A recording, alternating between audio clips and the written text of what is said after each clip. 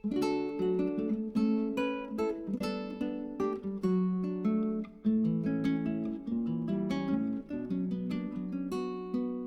videoclip face analiza aerului extrem de viciat din interiorul camerelor în care locuim sau desfășurăm activități, propunând în final o soluție pentru curățarea lui de poluanții biologici.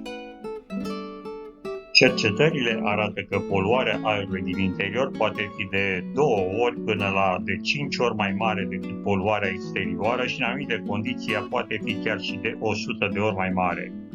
Deoarece oamenii petrec în general mai mult de 80% din timp în interiorul unor clădiri, calitatea aerului din interiorul acestora e un element cheie pentru sănătate. Poluanții din interior pot fi biologici, chimici și radioactivi. Bioaerosolii reprezintă 5 până la 34% din poluarea aerului din interior și includ în principal bacterii, ciuperci, virus și spori.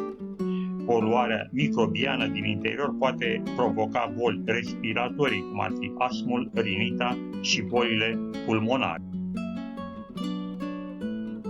Particle pollution is dangerous because the particles are so tiny that they bypass the body's natural defenses and lodge deep in the lungs where they can cause serious damage.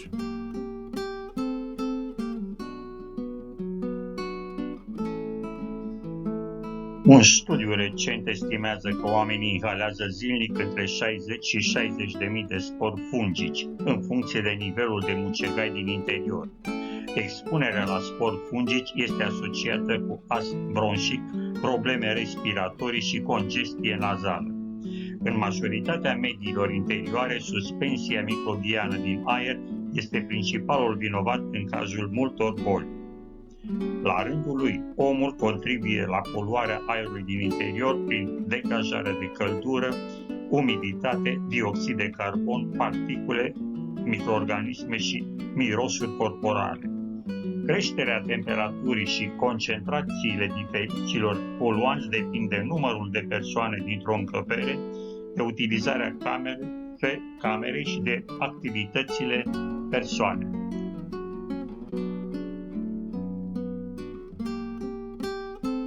Sursele de poluare care degradează aerul din interiorul unei case sunt numeroase.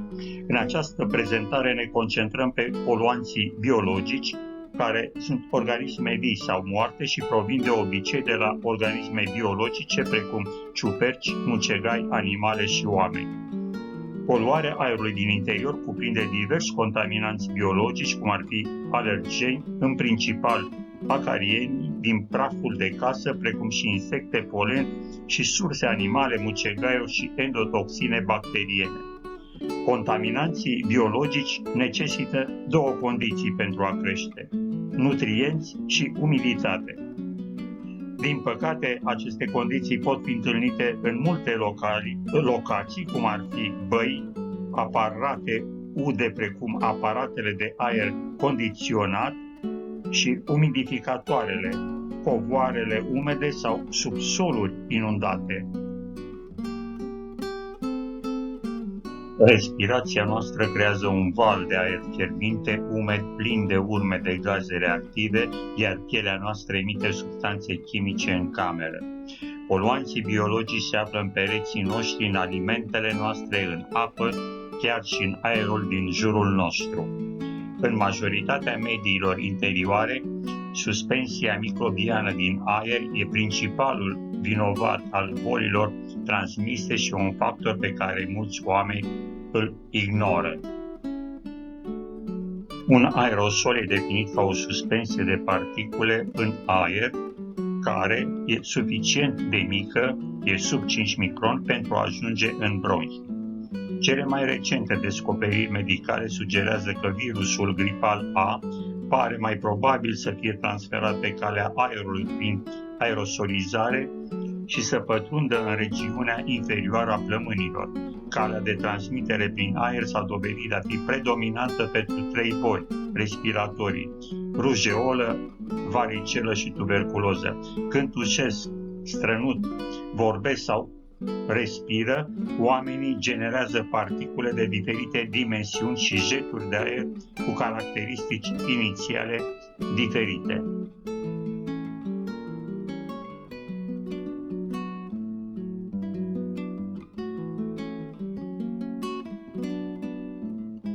Acum se știe că strigătul și cântatul în spații interioare slab ventilate pe o perioadă prelungită de timp crește și riscul de contaminare. Acest lucru se datorează faptului că vorbirea cu voce tare eliberează de 50 de ori mai multe particule încărcate de virus decât în situația în care nu am vorbit deloc.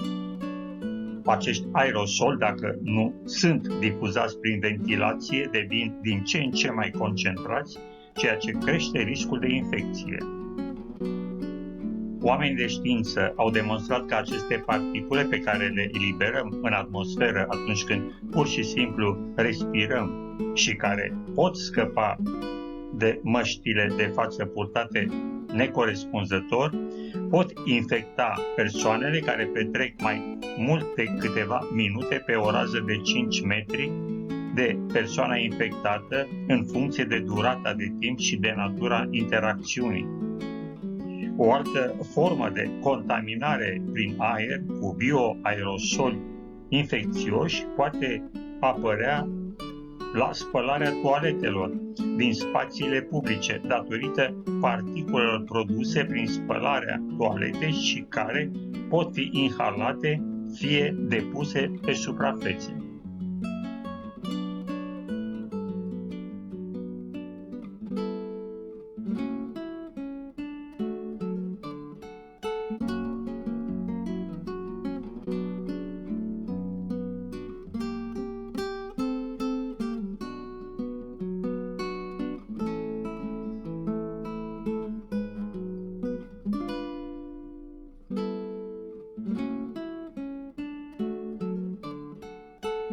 Prin intermediul aerosolilor, virusii pot circula între apartamentele aflate pe aceeași coloană de aerisire a unui bloc.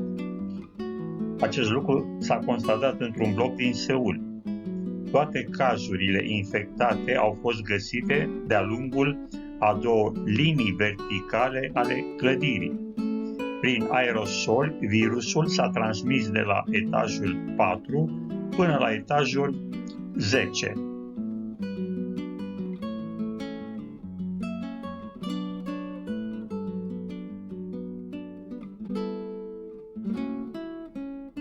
Mișcarea aerosolilor într-o cameră se face respectând atât principiul lui Bernoulli cât și efectul coandă. Fluxul de aer aderă la pereții încăperii, iar în colțuri apar turbioane în care crește atât viteza fluxului cât și masa de aer transportată.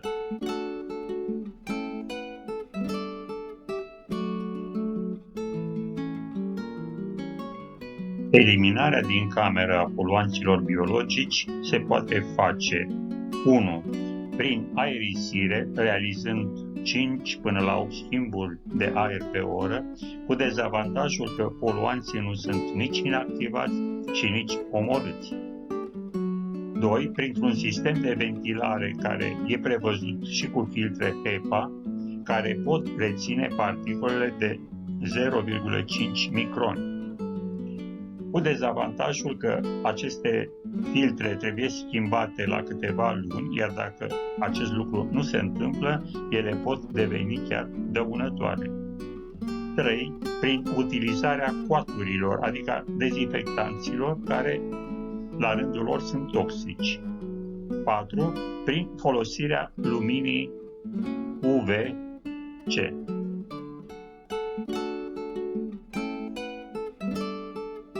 Proprietățile dezinfectante ale radiațiilor ultraviolete sunt cunoscute de aproape 150 de ani.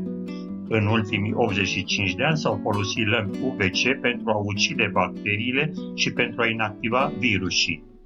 Se știe că emisiile UVC provoacă daune fotochimice acizilor nucleici și proteinelor, inactivând și făcând agenții patogeni incapabili de reproducere. Iradierea germicidă cu ultraviolete din camera superioară se referă la o zonă de dezinfecție cu energie UV care e situată deasupra oamenilor în încăperile pe care le ocupă.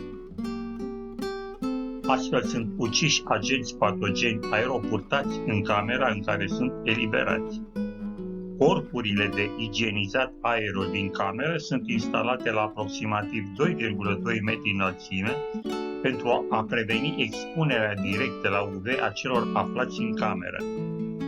Deoarece variola, gripa și adenovirusul nu au un perete celular, acestea sunt mai ușor inactivate, în timp ce sporii sunt cei mai greu de inactivat datorită învelișului lor protector.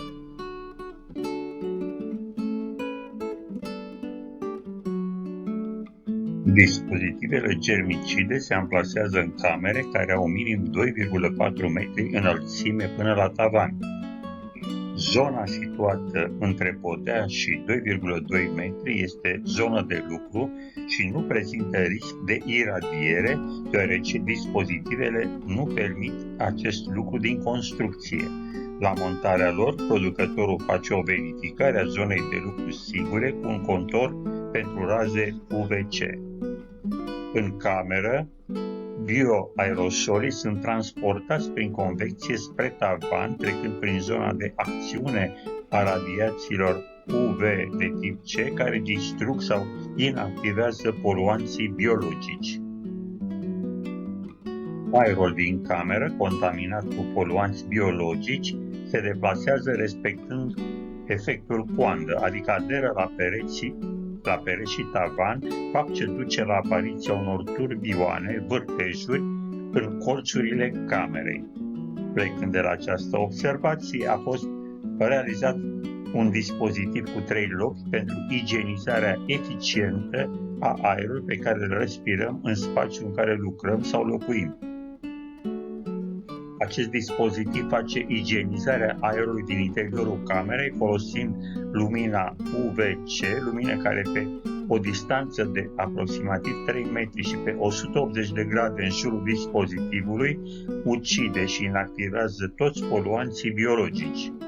Practic, prin mișcarea aerului din cameră, toți aerosolii ajung în final în zona activă a dispozitivului după cele 3 direcții. Pentru anihilarea virusului SARS-CoV-2 e necesară o doză de UVC de doar 3,7 mJ pe centimetru pătrat pentru a inactiva sau de o secundă și un microwatt pe centimetru pătrat pe 3 direcții în cazul dispozitivului DIAC 27W. Pentru anihilarea stafilococului auriu e nevoie de 6,6 microwatt pe centimetru pătrat, lucru realizat cu ușurință de dispozitivul DIAC 27W. Purificarea aerului folosind sistemele bazate pe filtrele HEPA e de aproximativ de 3 ori mai scumpă comparativ cu cea bazată pe lumina UVC.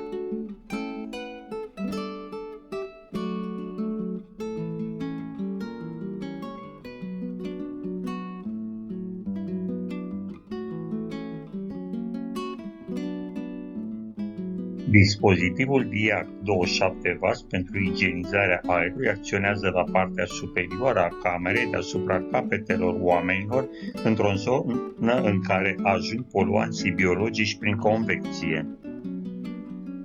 Aerul din cameră încărcat cu poluanții biologici intră în zona de acțiune a aparatului, contaminați fiind uciși sau inactivați odată ce primesc o cantitate adecvată de energie UVC. Deplasarea aerului în cameră are loc datorită convecției sau a unui sistem de ventilare, o datorită unei ferestre sau uși deschise. Dispozitivul DIAC 27W are propriul sistem de ventilare care produce o ușoară deplasare a aerului spre dispozitiv. În cazul folosirii acestui dispozitiv se recomandă să se facă maxim 2 schimburi de aer pe oră în camera respectivă. DIAC 27W nu înlocuiește nevoia de curățare sau dezinfectare a suprafețelor unde pot fi prezente picături încărcate cu poluanți biologici. Acest dispozitiv nu se recomandă a fi folosit în spații deschise, cum ar fi zonele de relaxare, deoarece nu e eficient. Dispozitivul are o garanție de funcționare de 2 ani. Curățarea sau schimbarea lămpilor o face producătorul. Dispozitivul DIAC pentru igienizarea aerului acționează la partea superioară a camerei, la peste 2,3 metri deasupra capetelor oamenilor care se găsesc în acea încăpere.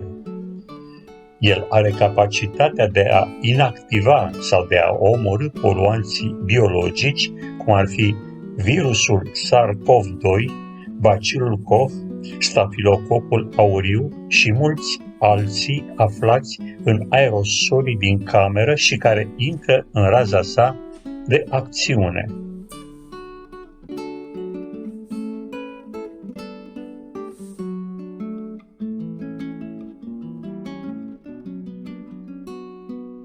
Dispozitivul DIAC de 27W face inactivarea poluanților biologici prin intermediul luminii UVC.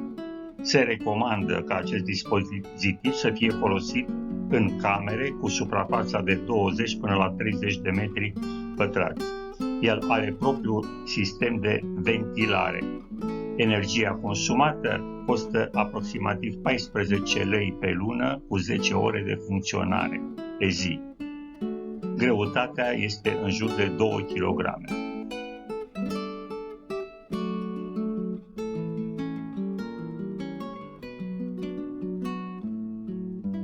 Dispozitivul DIAC 36W poate fi folosit la igienizarea aerului din camerele de locuit sau a spațiilor de lucru cu suprafețe între 30 și 50 de metri pătrați.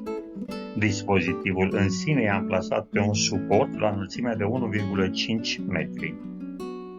Obligatoriu, acest dispozitiv trebuie amplasat pe un birou sau pe o masă cu înălțimea de minim 70 de centimetri, astfel încât radiația UVC să se realizeze la înălțimea de 2,2 metri. El are 4 globi care radiază după 4 direcții și o adâncime de peste 3 metri liniari. Poate fi util persoanelor care doresc ca la locul lor de muncă, de exemplu într-un oficiu, să realizeze igienizarea aerului atunci când aceasta lipsește sau nu-i corespunzătoare.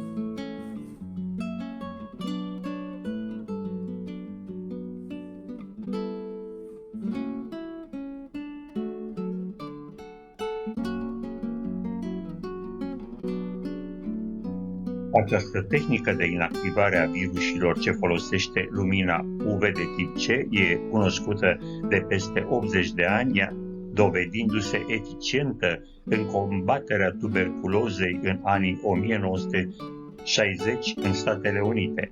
E o tehnică recomandată și de Organizația Mondială a Sănătății.